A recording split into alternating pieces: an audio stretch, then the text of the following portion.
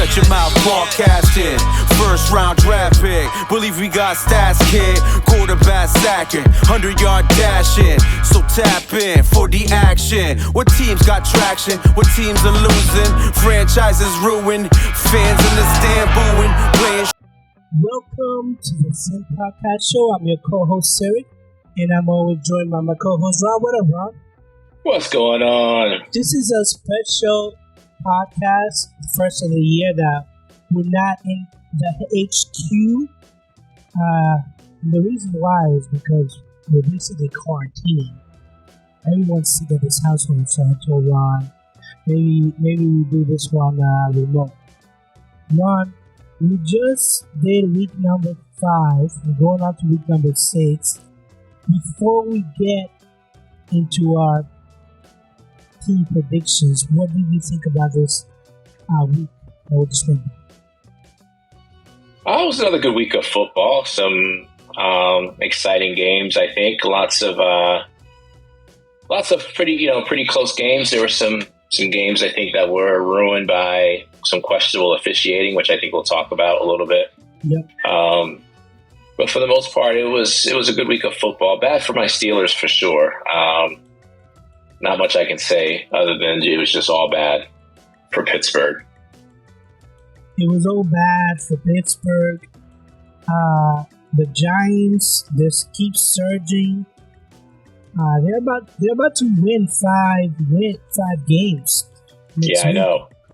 I know. That's like how much I gave them for the whole year. Yeah, I know. They got it going. Saquon looks healthy. That was the issue last year, I think. I told you about the Packers. I don't quite trust them. I thought, the week prior that the Patriots would have a chance, and they did. Packers just don't look right just yet on offense, so it's going to still take a little bit for them to get things going offensively. And in the meantime, Giants, they've been pretty impressive. I think they've exceeded everyone's expectations. I think that is the surprise team of the year is the Giants. I wouldn't. Who else do you think that is surprising this year other than the Giants? I don't know. I would say the Rams are going the other way, right? A little bit, but they weren't perfect throughout the season last year either. So I know that, the way they're playing is a little bit concerning. Obviously, Stafford and his health is good, a big question mark for the rest of the season. But they still got time to turn things around. I'm not too worried about the Rams, especially in the NFC. The other thing that I wanted to talk about, and let's just do the news really quick. Because the Carolina coach got the boot. They didn't even wait till the end of the year. He just got booted. I think he signed like a 7-year contract. So he's probably going to be sitting at home collecting checks. But why did this fail miserably for him? What was the number one reason in your opinion? Listen, and you're dealing with a team that's been missing a franchise quarterback for a number of years since Cam, when he was playing well. So it starts there. You roll out Baker Mayfield and Sam Darnold. And then offensively, he's not playing well. Play calling has been questionable. It was just a matter of time, I think, for him to get fired. It's just a bad situation. I don't know why any coach would want to go there, to be honest with you. They have a good owner, the Carolina Panthers do, and I think that they're really, really desperate to win. I didn't think that they were this desperate that they would just fire somebody midway. But, again, if you don't have a quarterback, you're not going to really succeed. And I think that they had a really good defense. So that was just a miserable situation from day one. Mm-hmm. And now I guess Baker Mayfield is going to be out for a couple of weeks. So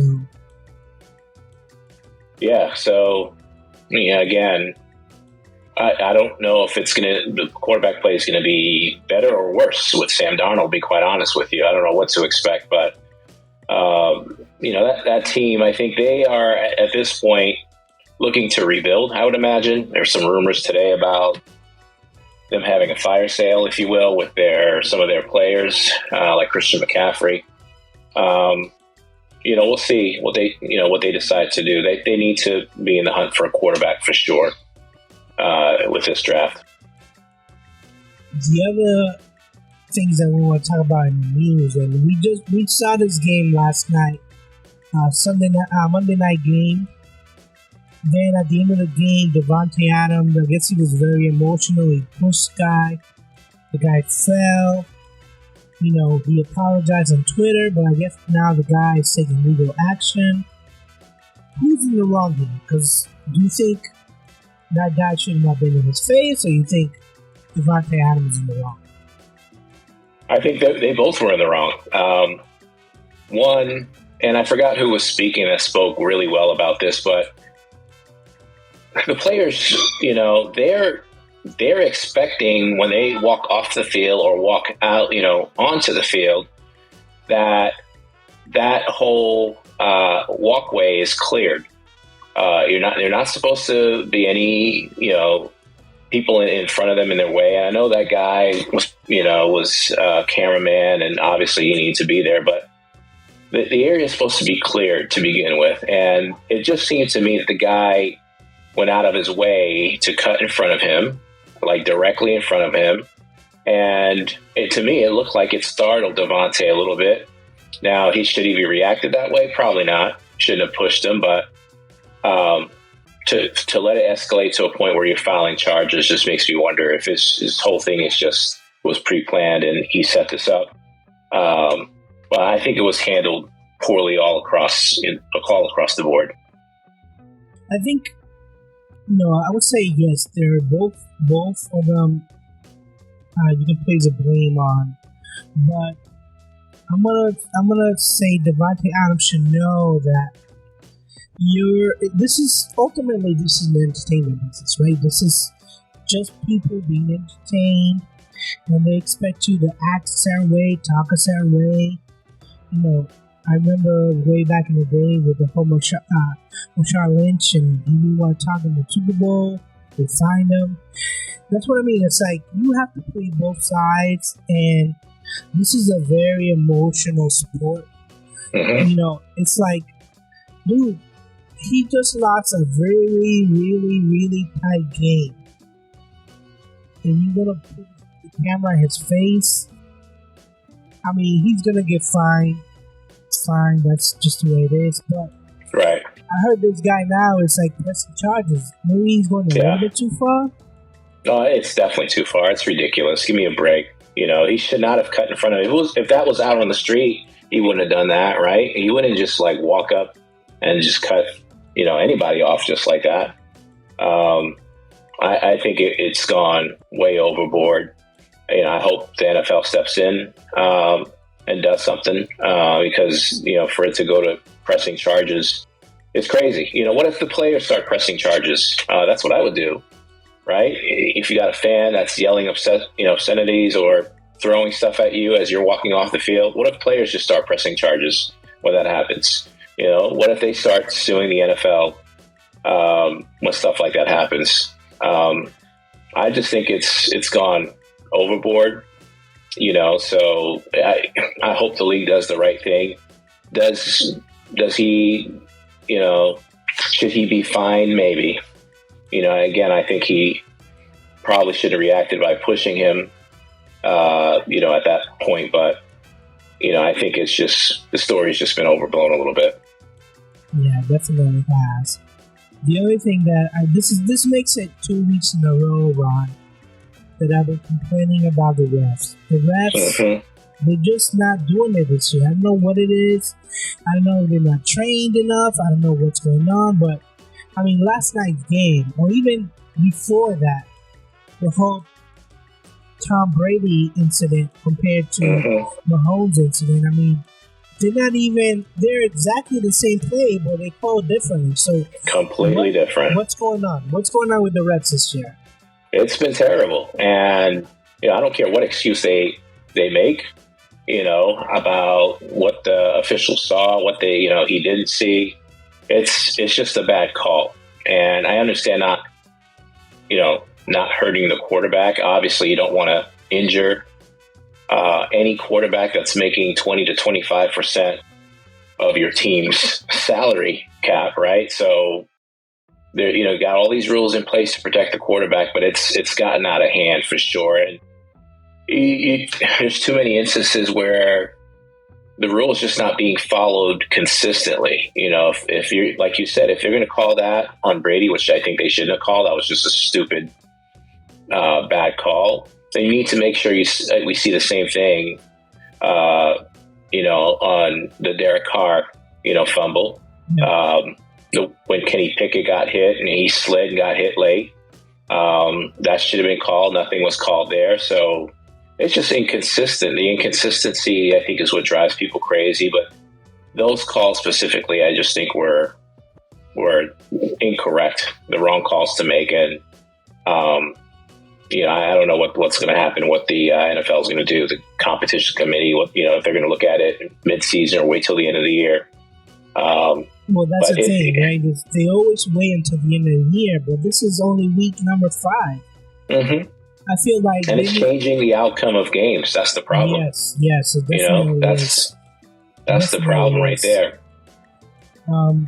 It's just inconsistency. Again, go back to my old problem is that they don't know the rules. Mm-hmm. Going back to the, now some of them are even being intimidated by the fans. It's just, it's crazy. I don't know what's going on with the refs this year. But, intimidated by fans, intimidated by Tom Brady. Give me a break. So I feel like that's Tom Brady's MO, though, right? Yeah. Yeah, he just looks at the refs like, "Hey, why didn't you call that?"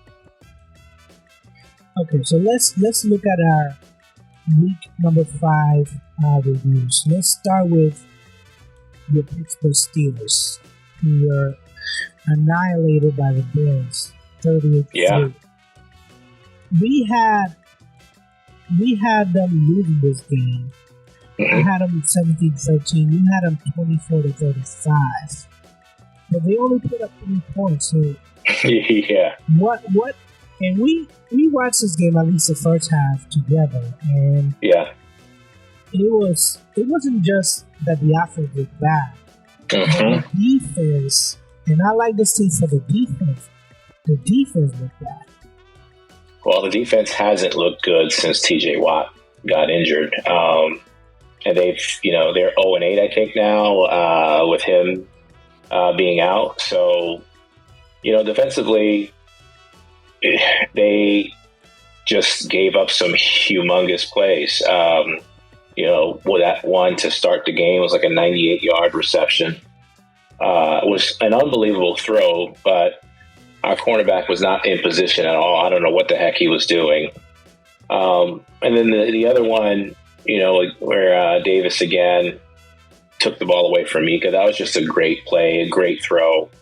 But, it doesn't surprise me the Bills scored that much. It's the Bills. It's Josh Allen. It's Davis. It's Diggs. Those guys are the real deal. But just the big plays that we gave up is just scary. It was disappointing for sure. And, Ryan Clark went out and said that it looked like the team quit. That's kind of what I saw too after that first half. It really looked like, especially defensively, like the team just like gave up and said, okay, just go up and down the field, do whatever you want. It's out of control. We can't stop you. And that's basically it. I mean, Josh Allen had 424 yards passing. That's humongous. They had 2 players with over 100 yards. Gabe Davis had 171 yards receiving. That's crazy. That is crazy. And then, I don't know if thinking 52 times is a lot for a quarterback, especially for a rookie quarterback. Yeah, well, they're playing from behind, so it doesn't surprise me. They were down early. I think there was some opportunity for them to get some drives at the beginning of the game. The beginning of the game started off it looked like it, started off promising, where we punt, we kicked the long kickoff. They mishandled the ball and they started backed up basically. And then they had that big, touchdown pass. So that was disappointing. But from there, the game wasn't out of control. And I thought, Pickett played well. But, same issues with the drops, Deontay dropping passes, some untimely penalties, and just not being able to sustain drives killed us. And once it got out of hand, we just became one-dimensional at that point. Najee wasn't running well, at the start of the game, so we just had to throw. And unfortunately, Pickett wasn't put in a position when you're facing a good team to start with, and now you're down big early. That's why you got to throw 50-something times, which hopefully doesn't happen again this week. Yeah, I mean, he threw 52 times, but this is the one that had me a little bit perplexed. Deontay Johnson, 13 targets, but he only caught 5 balls. Is he dropping balls, or are those were just bad passes? There was a couple drops and a couple catches that he made. He was this one that could have been a touchdown throw, and his foot, was out of bounds. Yeah, so, Kenny, I don't think Kenny made any really, really bad throws at all. For the most part, his throws were pretty good. I think, there was just some drops, and then we couldn't run the ball. Like I said, we're one-dimensional, and it was just tough to get anything going. But that shouldn't be a surprise to anyone, honestly. You said I had them scoring 24 points. I thought Kenny would be able to score a little bit more than what Mitch was doing, but that's been the struggle all year with Matt Canada's offense. And I was honestly hoping, I think a lot of Pittsburgh was hoping that Matt Canada would be fired today, but unfortunately it was Matt Rule that got fired, not Matt Canada. So I expect more of the same this week, when we face Tampa Bay. It's going to be a struggle again, offensively to put anything together. And it's going to be like this the whole season. So that's basically what I'm expecting at this point. Well, let's move on to Tampa Bay against the Falcons, because they won that. And they won that handily, because I think if you look at the final score, 21-15, you're like, oh, it was a close game, but it wasn't really a close game. They scored the 15 points in the fourth quarter, and I think by that time, they already had the game in hand. I didn't see this game because I had to go to a birthday party. But what was your final opinion on this game? Did the Tampa Bay Buccaneers look good? Did they just labor? What was your opinion? I thought they were okay. I thought they are starting to look better. I like that they, gave Fournette. They leaned on Fournette heavily in the run game, in the passing game. He caught 10 balls. That's what you got to do when you're not, your team's not 100% healthy, and I don't think they are. When you look at Chris Godwin at this point, you got to lean on other players. So they stuck with the run more than they did in previous games. They gave him a chance out of the backfield as well. So I thought they were, pretty good. I think they'll, continue to get better as the year goes on, and then, we'll see what happens with Julio. Obviously, he didn't play. He might miss a few more weeks, but if they can get anything from him, then they'll be in really good shape. Yeah, I saw that looking at the statistics. They tried to run the ball. I mean, they didn't get to 100. They only got 69 yards. Atlanta, though, they got 151 yards rushing, but, Mariota is a running quarterback, so he just, and he led them with 61 yards. I think that they're still finding out what kind of team they are. Tom Brady throwing it for 52 times. That seems like a lot, but I think that's his MO now, right? He wants to throw the ball. Well, short passes too, so it's not going to be deep. passes. It's just an extension of the running game, I think, when you throw those short passes. So that's his game, get the ball out quickly, especially with a fairly young offensive line, or new offensive line, I should say. So that's his game. That's what he excels at, those quick passes. And I think that's, like I said, I think that's what the game plan is going to be going forward. They'll continue to lean on Fournette more until Godwin is healthy, until they get Julio back and he's out there. And then, Tom can start, throwing it down the field a little bit more. The other game, which last week I told you I was very confident about. I wasn't this confident where they would be shutting them out, but yeah, this was a surprise. 29-0. Yeah. I think we can start. I think we can start giving Matt Patricia an apology. Not me necessarily, because I always thought that they had it under control, but there was a lot of doubters out there that this offense wasn't going to work. And you talk about a rookie quarterback, and he's serviceable.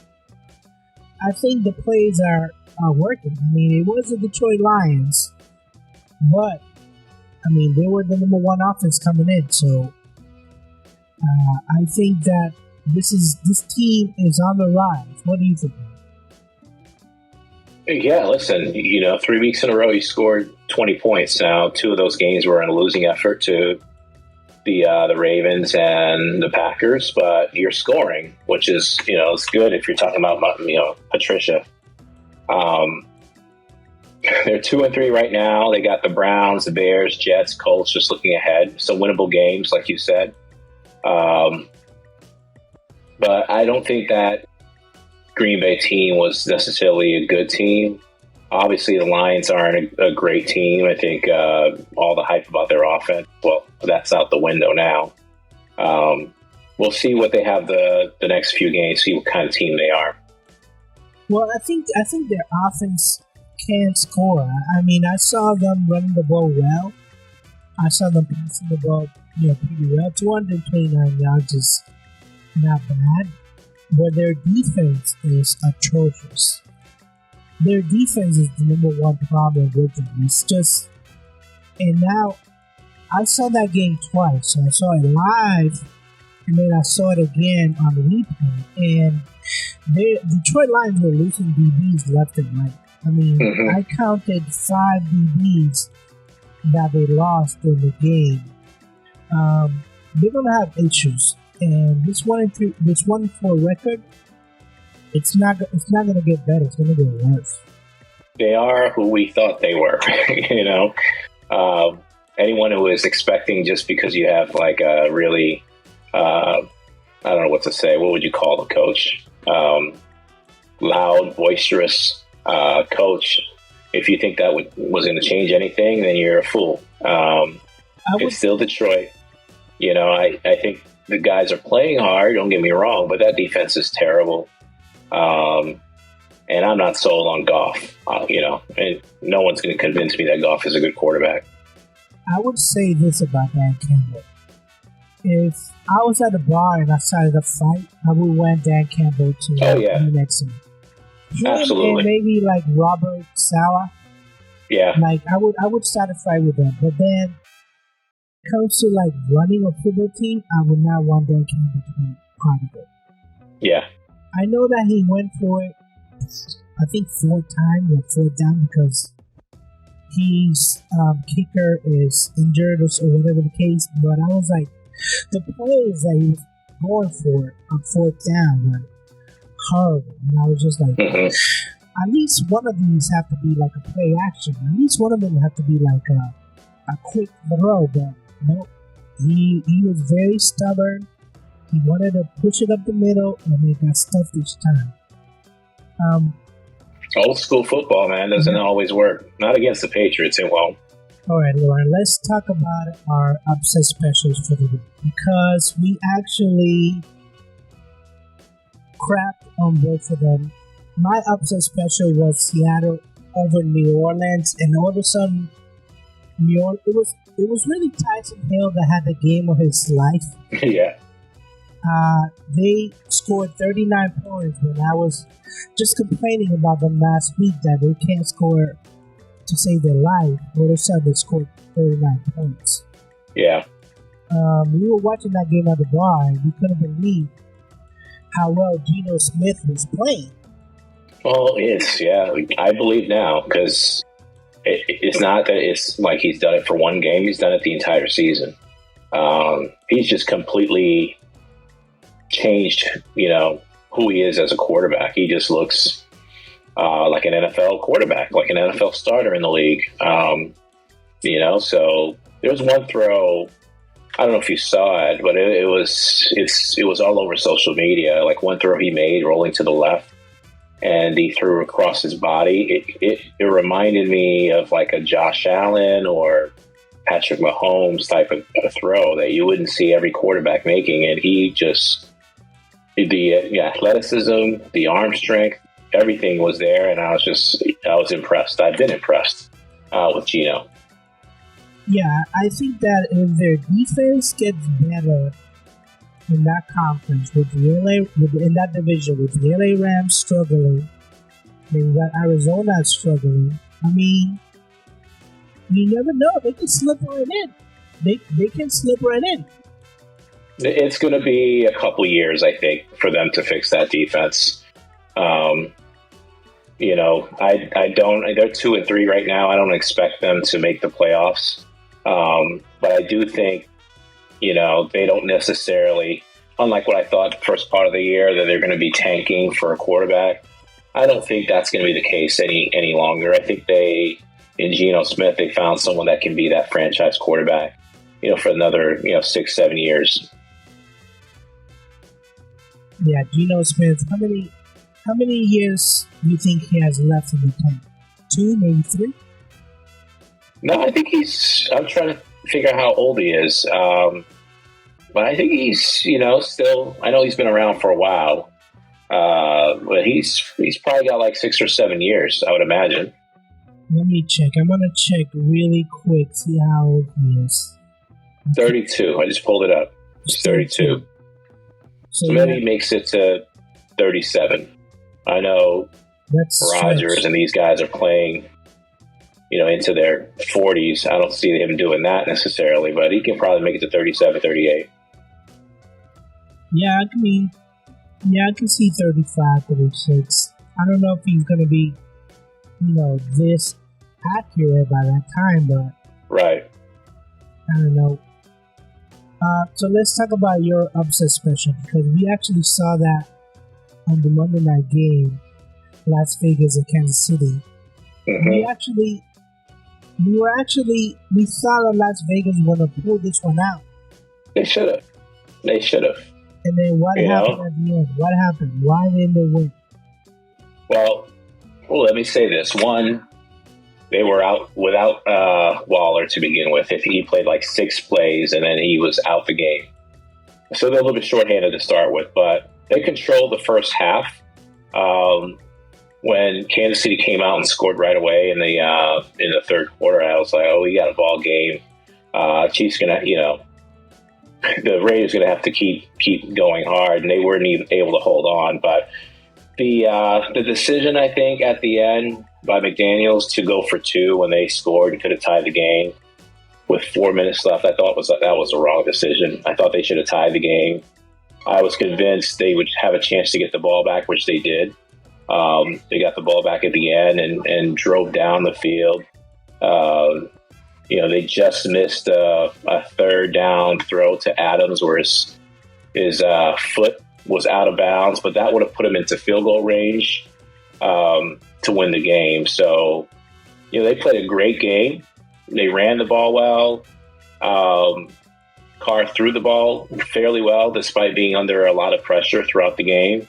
That's the team I expected to see the entire year with the Raiders.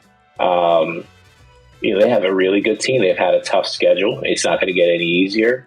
I did think they needed to beat the Chiefs. That's why I picked them. I thought they needed to beat the Chiefs to make the playoffs. and you and I and our buddy Steve, we talked about this. For them to get in now, they got to go, 9-3 the rest of the way, most likely, to get to 10-7. So I don't know if I see that happening. 9-3 might be a little too much to ask for them, but they play their ass off. They just couldn't hold off, and Kansas City's a tough place to play too. So I want to give them credit. But at the end of the day, wins and losses is what matters, and they couldn't hold on. Well, they have a pretty favorable schedule the rest of the way. And, you say 10-7, I say they can get in with 9-8. So they don't have to go 9-3. They can go 8-4 and technically still make the playoffs. Because they expanded the wild card. I don't know if that was a good idea that they did that, but right, it lets more teams in. So I think they one of their, honestly, if you look at the roster and stuff, I think they're one of the best teams in the AFC. They're a playoff team. I think they're better than the Broncos. I know the Broncos aren't in it right now, but to me, I'd want to see the Raiders, in the playoffs. I think they would be a good team to have in the playoffs. But I don't know if they'll make it. I mean, looking at the schedule right now. I'm looking at the schedule, and I don't want to spend too much time, but they have the Texans, then they have the Saints, the Jaguars, the Colts, then they have the Broncos, the Seahawks, Chargers. Might be a tough game for them. The Rams, we don't know how good they are by then. This is like early December. Then they have the Pats, then they have the Steelers. So it gets tougher. 49ers, Chiefs again. So it gets tougher towards the end, but I don't want to count them out. And I know that Josh McDaniels is a first-year coach. I think he hasn't played hard. And if they continue to play hard, anything happen. We both are out on the Broncos, and we both think that the Broncos are not going to make it. So we could slip right in. You never know. Yeah, that's true. Still got a chance, but they gotta get rolling. Yeah, we gotta get rolling. So let's go into week number 6, because this week it's a special week because we actually, 2 teams that we follow are actually playing each other. The Steelers and the Buccaneers. A couple of weeks ago, you were on here saying how Brady has to watch out because the Steelers are coming for him. Yeah. You feel the same way?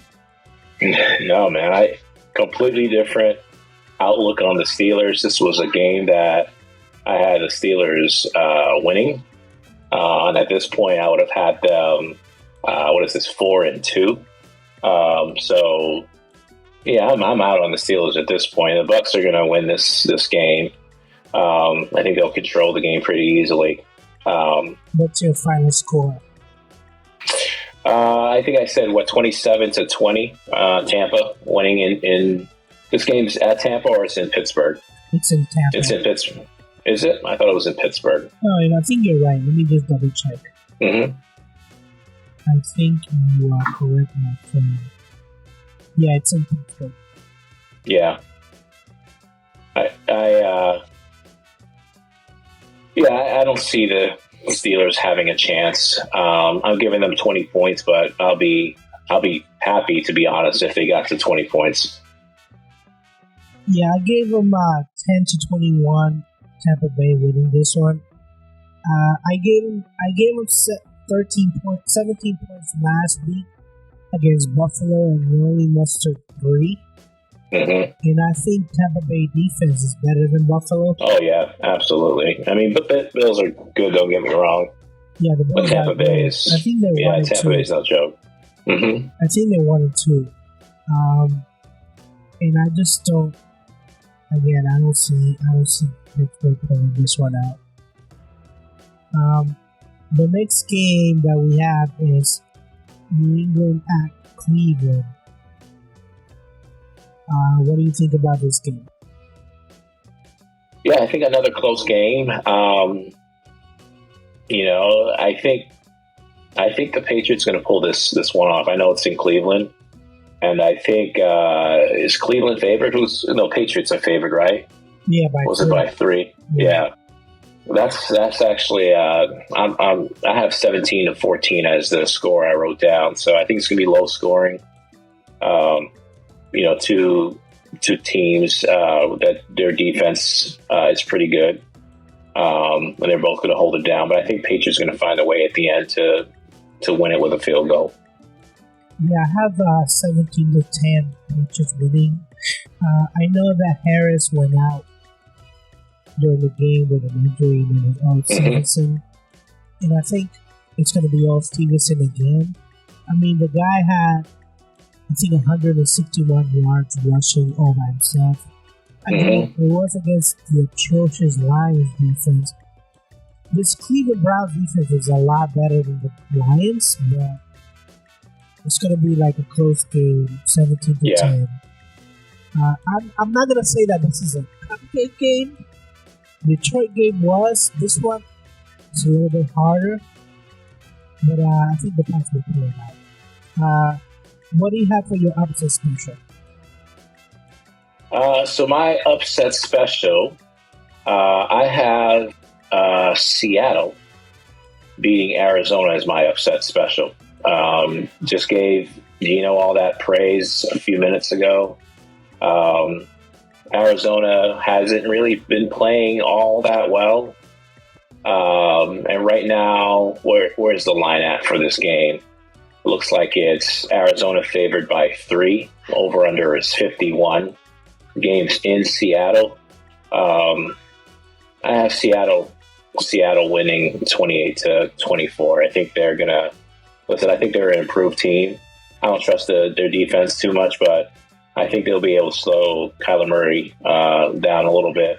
And I think Gino will just continue to do his thing. The running back they got, Kenneth Walker, he's going to be starting now because Penny's hurt. It looks like he might be done for most of the season. But Kenneth Walker is a beast, probably the best back that came out this year. So I think they'll be fine. I think Seattle's going to come away with a win here. I'm riding the Giants wave here. I have them winning over Baltimore 20-17. I think that I don't trust the Baltimore defense at all. I think that they're already having issues whether or not they want to fire the coach. I thought that was blasphemy. Yes, he takes risks, but they're firing the coach. We're not talking about Matt Rule. I was saying that as far as Baltimore goes, Lamar Jackson is another talent like Josh Allen, and he at some point he's going to be able to take over the game. I don't think he's going to be play as poorly as he did this past week and miss all the throws that he did. But would it shock me if the Giants win? Not necessarily, but I think I think the Ravens are going to put the clamp down on the Giants this week. When I look at our Giants review, I actually had the Giants losing this game, but I had the Giants being at 1-4 by this time. Mm-hmm. So, the fact that they flipped it on me, they go at 4-1, and the fact that the coach is taking risk, Saquon Barkley is playing out of his mind, Daniel Jones is not making the mistakes that he usually makes. I mean, he's playing very, very conservative. I actually see them winning this game. That's why I picked them as my upset special. Yeah, I don't think it's a bad pick. I think it's a good pick, and I think the Giants are a different team than they were last year. It's just a tough opponent, anytime you're dealing with like a player, like I said, with like Lamar, it's tough to go against him or Patrick or Josh Allen. Any of those guys, I'd be a little bit worried about facing those guys. But if the Giants go in and they beat, the Ravens after beating the Packers, And they beat, I'm just looking at their other wins this year. They beat the Titans, they beat the Panthers, they beat the Bears. So, but if they beat the Ravens this week, we got to start giving them some credit and saying, okay, maybe they got a chance, an outside chance of making it into the playoffs. Just, you just don't want them to, I don't want them to collapse. It's a team that is prone to collapsing down the stretch. So, and the next couple of games aren't going to be easy. Ravens, Jags, Seahawks, those aren't easy wins. So let's see if they can get past the Ravens. Yeah, let's see. That's why I'm riding the blue wave.